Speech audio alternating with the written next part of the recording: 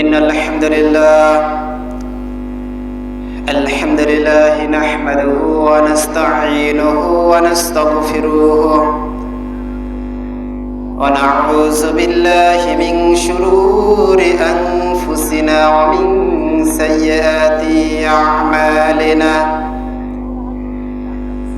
من يهده الله فلا مضل له ومن يضلل فلا هادي له فنشهد أن لا إله إلا الله وحده لا شريك له وأشهد أن محمدا عبده ورسوله أما بعد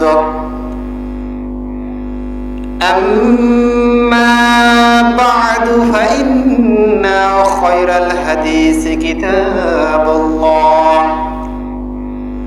وخير الهدي هدي محمد صلى الله عليه وسلم وشر الأمور محدثاتها وكل محدثات بدعة وكل بدعة ضلالة وكل ضلالة في النار فأعوذ بالله من الشيطان الرجيم بسم الله الرحمن الرحيم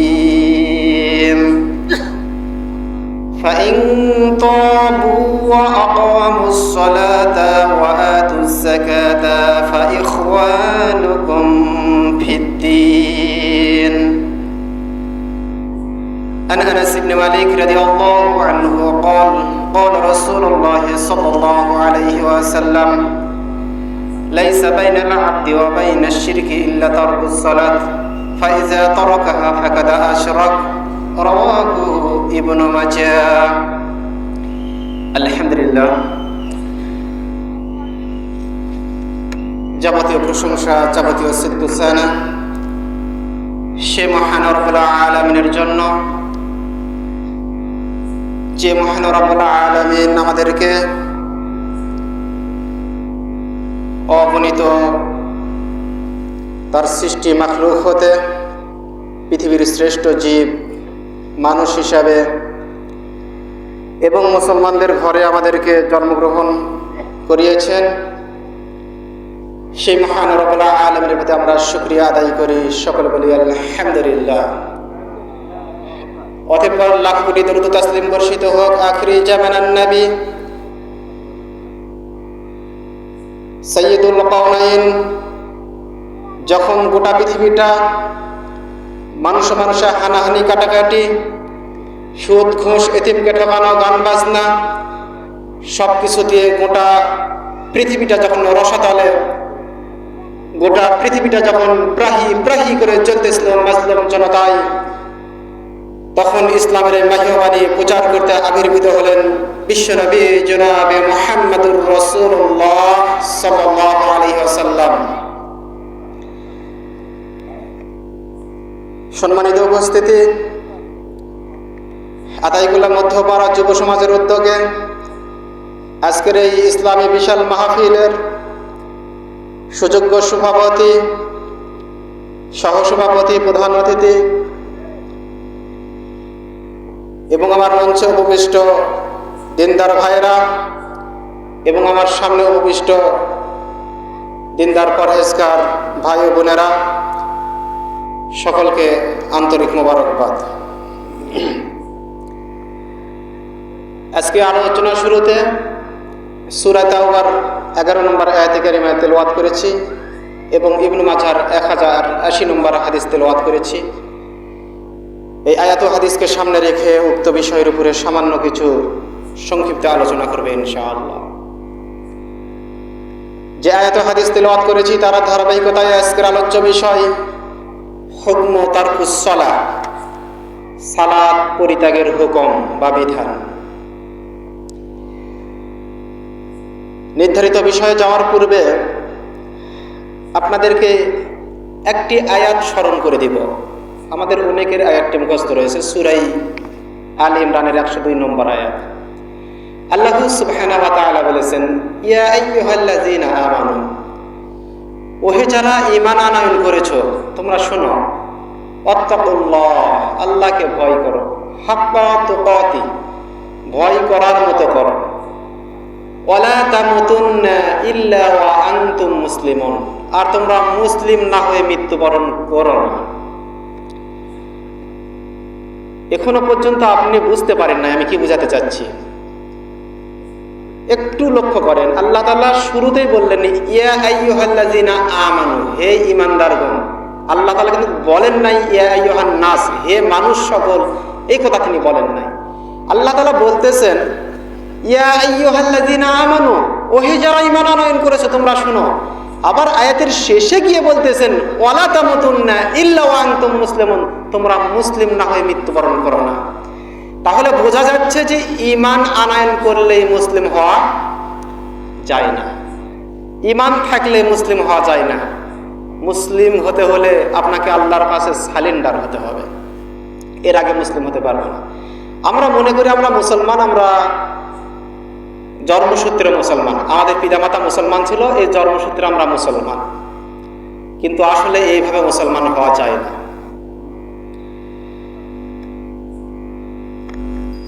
আল্লাহ সুবহানাহু ওয়া তাআলা সূরা তাহার 132 নম্বর আয়াতের মধ্যে বলতেছেন ওয়া'মুর আহলাকা বিস-সালাত ওয়াসতাবির আলাইহা, তুমি নিজে সালাত আদায় করো এবং তোমার পরিবারকে আদেশ করো।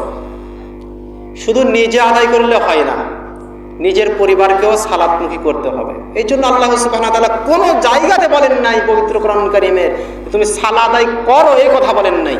সব সময় বলতেছেন সালাত প্রতিষ্ঠা করো, কায়েম করো। নিজে আদায় করলে কায়েম হয় না। আমি পরিবারের সদস্য, পরিবারের গার্জিয়ান, পরিবারের অভিভাবক, পরিবারকে আমার কন্ট্রোল করতে হবে, পরিবারের সালাত প্রতিষ্ঠিত করতে হবে আমাকে। যিনি সমাজের দায়িত্বশীল তার উপর কর্তব্য সমাজে সালাত প্রতিষ্ঠিত করতে হবে, যিনি দেশের দায়িত্বশীল তাকে দেশে সালাত প্রতিষ্ঠিত করতে হবে। এটি হচ্ছে আকিমুস সালাত, সালাত প্রতিষ্ঠিত করো। عن عبد الله بن عمر رضي الله عنه قال, আব্দুল্লাহ ইবনে ওমর রাদিয়াল্লাহু আনহু বলেন রাসূল সাল্লাল্লাহু আলাইহি ওয়াসাল্লাম বলেছেন বুনিয়াল ইসলামু আলা খামস, শাহাদাতিন আল্লা ইলাহা ইল্লাল্লাহ ওয়া আন্না মুহাম্মাদুর রাসূলুল্লাহ ওয়া ইকামিস সালাহ ওয়া ইতাইজ যাকাহ ওয়াল হজ্জ ওয়াস সাওমি রমাদান, রাওয়াহু বুখারী। সহিহ বুখারীর 8 নম্বর হাদিস। আব্দুল্লাহ ইবনে ওমর রাদিয়াল্লাহু আনহু বলেন ইসলাম, আল্লাহ রাসূল বলেছেন ইসলাম 5টি স্তম্ভের উপরে দাঁড়িয়ে রয়েছে। মনে করেন এই যে প্যান্ডেল, এই প্যান্ডেল এখন মনে করেন 10টি খুঁটির উপর দাঁড়িয়ে রয়েছে। এবার এই খুঁটিগুলোকে যদি আপনি সরিয়ে দেন তাহলে সামিয়ানা থাকবে কি? আপনি যে লক্ষ লক্ষ কোটি কোটি টাকা খরচ করে যে একটা বিল্ডিং তৈরি করেছেন আরসিসি পিলার তুলে, এবারে আরসিসি পিলার নাই, আপনার দেওয়াল নেই, ওয়াল নেই, কিচ্ছু নেই, শুধু শূন্যের উপর ছাদ দাঁড়িয়ে থাকবে কি সম্ভব? থাকবে? থাকবে না। আল্লাহ রাসূল বলতেছেন বুনিয়াল ইসলাম আলা খামস, 5টি স্তম্ভের উপর এই ইসলাম দাঁড়িয়ে রয়েছে। এক, শাহাদাতিন আল্লাহ ইলাহা ইল্লাল্লাহ, সাক্ষ্য দিতে হবে আল্লাহ ছাড়া কোনো মাবুদ নেই, কোনো ইলাহ নেই, কোনো উপাস্য নেই, অর্থাৎ শিরক মুক্ত তাওহীদের সাক্ষ্য দিতে হবে। 2, ওয়া আন্না মুহাম্মাদুর রাসূলুল্লাহ, মুহাম্মদ সাল্লাল্লাহু আলাইহি সাল্লাম যে আল্লাহর প্রেরিত রাসূল, এটি স্বীকৃতি দিতে হবে, অন্তর দ্বারা বিশ্বাস করতে হবে এবং কর্মে পরিণত করতে হবে। তাহলে দ্বিতীয় স্তম্ভ, দ্বিতীয় খুঁটির উপর আপনি থাকতে পারলেন। 3, ওয়া আকিমুস সালাত ওয়া ইকামিস সালাত, সালাত কায়েম করতে হবে, সালাত পড়তে হবে। 4, ওয়া ইতাইজ যাকাত, যাকাত প্রদান করতে হবে। এরপরে রমজান মাসে রোজা করতে হবে, সামর্থ্য থাকলে হজ করতে হবে। এইগুলো খুঁটির উপর ইসলাম প্রতিষ্ঠিত রয়েছে। এবার যদি আপনি মনে করেন সাক্ষ্য দেওয়ার প্রয়োজন নেই, পিতামাতা মুসলিম ছিল এই সূত্রে আমি মুসলিম, তাহলে একটি খুঁটি নেই। এবার যদি মনে করেন যে সালাত কায়েম করব না, মুসলিম ঘরে জন্মগ্রহণ করেছে আমি মুসলিম, তাহলে দুইটি খুঁটি নেই। এবার জাকাত প্রদান করলেন না, মনে করবেন আমি মুসলিম ঘরে জন্মগ্রহণ করেছি আমি মুসলিম, তিনটি খুঁটি নেই। এবার শুধু আপনি সাদ হয়ে দাঁড়িয়ে থাকতে পারবেন না, এবার আর আপনি মুসলিম নয়, এবার কি অস্বীকারী, যাকে আরবিতে বলে কাফির। যে কথা আমি বলছিলাম, ইসলাম 5টি স্তম্ভের উপরে রয়েছে। এই 5টি স্তম্ভের একটি হচ্ছে সালাত। সালাত বাদ দিয়ে মানুষ মুসলিম থাকতে পারে না, কোশ্চিন কালেও থাকতে পারে না, অসম্ভব, ইম্পসিবল থাকতে পারে না। আপনি সুনান আবু দাউদ খুলুন, 495 নম্বর হাদিস। আন আমর ইবনে শুআইব আন আবিহি আন জাদ্দিহি قال আমর ইবনে শুআইব আন আবিহি আন জাদ্দিহি, আমর ইবনে শুআইব তার পিতা হতে দাদার মাধ্যমে হাদিসটি বর্ণনা করেছেন। আল্লাহ রাসূল সাল্লাল্লাহু আলাইহি সাল্লাম বলেছেন, মুরু আওলাদাকুম বিস-সালাহ ওয়া হুম আবনাউ 7 সিনিন ওয়াদরিবুহুম আলাইহা ওয়া হুম আবনাউ 10 সিনিন ওয়া ফাররিক বাইনাহুম ফিল মাতাজি'i। আল্লাহ রাসূল সাল্লাল্লাহু আলাইহি সাল্লাম বলেছেন, যখন তোমার সন্তানের বয়স 7 বছর হবে তখন তুমি তাকে সালাত আদায়ের জন্য আদেশ করো। এবার আমরা কি করি? নিজেই তো সালাত আদায় করি না, আমার সন্তানকে কেমন করে বলবো যে বাজা হে বৎস তুমি সালাত আদায় করো? এই কথা বলতে পারি আমরা? পারি না তো, নিজে তো আমরা আদায় করি না। 7 বছর হয়ে গেছে, আর সুযোগ নেই, সন্তানকে সালাতমুখী করতে হবে। হাত ধরে মসজিদে নিয়ে যাবেন, মসজিদে হাসবে, খেলবে, দৌড়াদৌড়ি করবে, সালাত আদায় করবে, একজন কেউ কোনো কথা বলতে পারবেন না। যদি কথা বলেন, ধমক দেন, ভবিষ্যৎ প্রজন্ম অন্ধ হয়ে যাবে। বাচ্চারা মসজিদে যাবে, হাসবে, দৌড়াদৌড়ি করবে, খেলবে, সালাত আদায় করবে, তাদেরকে মসজিদমুখী করতে হবে। 7 বছর হয়েছে, আপনি হাত ধরে মসজিদমুখী নিয়ে যাবেন আপনার সন্তানকে। এই জন্য আল্লাহ রাসূল সাল্লাল্লাহু আলাইহি সাল্লাম বলতেছেন, মুরু আওলাদাকুম বিস-সালাহ ওয়া হুম আবনাউ 7 সিনিন, যখন সন্তানের বয়স 7 বছর হবে তখন তাদেরকে সালাত আদায়ের জন্য নির্দেশ করো। ওয়া হুম আবনাউ 10 সিনিন, যখন 10 বছর হয়ে যাবে তখন আর আদেশ নয়, প্রয়োজনে লাঠি ব্যবহার করতে হবে, মারমুখী করতে হবে, তবুও সালাতমুখী করতেই হবে। এই মারমুখী 15 বছর পর্যন্ত থাকবে, 10 থেকে 15 বছর পর্যন্ত, অর্থাৎ যতক্ষণ পর্যন্ত না সে বালেগ হচ্ছে, যৌবন প্রাপ্ত হচ্ছে, ততক্ষণ পর্যন্ত মারমুখী করে হলো তাকে সালাতমুখী করতেই হবে, পিছু পা হওয়া যাবে না। এটা আল্লাহ রাসূলের কথা। তো এইরকম করে তাদেরকে সালাতমুখী করতে হবে, নইলে যতই তাসবিহ তাহলিল করি, হজ করি, জাকাত দিই, নিজে শুধু সালাত আদায় করলাম, তাহাজ্জুদ পড়লাম, সন্তান সালাত আদায় করতেছে না, লাভ হবে না। আল্লাহ সুবহানাহু ওয়া তাআলা বলেন সূরা আত-তাহরীম 6 নম্বর আয়াত, ইয়া আইয়ুহাল্লাযীনা আমানু কু আনফুসাকুম ওয়া আহলিকুম নারা, হে ঈমানদারগণ, জাহান্নামের আগুন থেকে তুমি নিজে বাঁচো, তোমার পরিবারকে বাঁচাও। জাহান্নামের আগুন থেকে তুমি নিজে বাঁচো, তোমার পরিবারকে বাঁচাও। এই জন্যই নিজে শুধু সালাত আদায় করলে হবে না, নিজের সন্তান, নিজের পরিবার সকলকে সালাতমুখী করতে হবে। এটা আপনার আমার কর্তব্য। যদি পিছুপা হয়ে যায় তাহলে কখনো আমরাও বাঁচতে পারবো না। আল্লাহ সুবহানাহু ওয়া তাআলা যখন আমাদের অনেক মানুষদেরকে যখন জাহান্নামের মধ্যে নিক্ষেপ করবেন, তখন তারা একটি প্রার্থনা করবেন, রব্বানা আরিনাল্লাযীনা আযাল্লানা মিনাল জিন্নি ওয়াল ইনসি নাজআলহুমা তাহতা আকদামানা লিয়াকুনা মিনাল আসফালিন। হে আমার প্রতিপালক, আমাদের অভিভাবকদের মধ্যে যারা মানুষ আর জিন আমাদের অভিভাবক পরিচালক ছিল, আজকে তাদেরকে আমাদের সামনে একটু আনেন। নাজআলহুমা তাহতা আকদামানা, তাদেরকে জাহান্নামের দরজায় চিৎ করে ফেলাইব, তাদের বুকের উপরে পা দিয়ে তাদেরকে নিয়ে জাহান্নামে যাব। একা যেতে রাজি নয়, একা আমরা জাহান্নামে যাব না।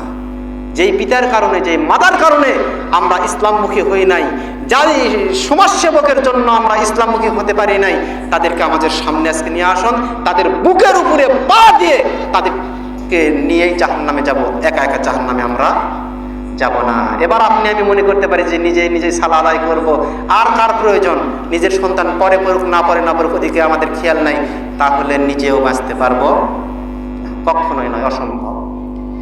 আন আবি হুরায়রা রাদিয়াল্লাহু আনহু قال, আবি হুরায়রা রাদিয়াল্লাহু আনহু বলেন, রাসূল সাল্লাল্লাহু আলাইহি ওয়াসাল্লাম বলেছেন, মা মিন মাউলুদিন ইল্লা ইউলাদু আলাল ফিতরাত ফাইন্না আবাউহু ইউহাব্বিদানিহি আও ইউনাজ্জিসানিহি আও ইউমাজ্জিসানিহি, প্রত্যেকটি সন্তান ফিতরাতের উপর জন্মগ্রহণ করে।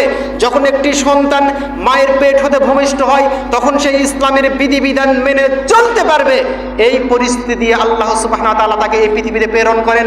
ফাইন্না আবাহু ইউহাব্বিদানিহি আও ইউনাসরানিহি আও ইউমাজ্জিসানিহি, কিন্তু তার পিতামাতা তাকে ইহুদি বানায়, নাসারা বানায়, অগ্নি পূজক বানায়। এগুলো পিতামাতাই করে।